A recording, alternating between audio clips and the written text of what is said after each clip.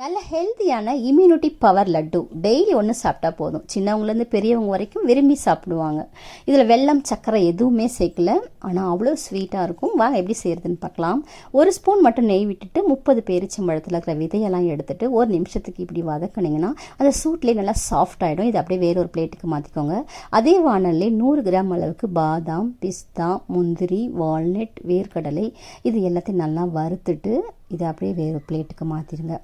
அதுக்கப்புறமா வெள்ளரி விதை, பூசணி விதை, சன்ஃப்ளவர் சீட், சூரியகாந்தி விதை, கொஞ்சமாக எள்ளு இது எல்லாத்தையும் நல்லா வறுத்துட்டு அதையும் அந்த பாதாம் பிஸ்தாவோட சேர்த்துட்டு உலர் திராட்சை, கருப்பு திராட்சை, வெள்ளை திராட்சை இது வந்தாலும் கொஞ்சம் எவ்வளோ இருக்குதோ நட்ஸ் என்னென்ன இருக்கோ இது எல்லாத்தையும் நல்லா வறுத்து போட்டு நல்லா ஒன்று போல் நல்லா கிளறி விட்டுட்டு பேரிச்சம்பழத்தை எடுத்து கை சூடு பொறுக்கிற அளவுக்கு நல்லா பிசைஞ்சு விட்டுடுங்க. குட்டி குட்டி லட்டாக பிடிச்சி வச்சுருங்க.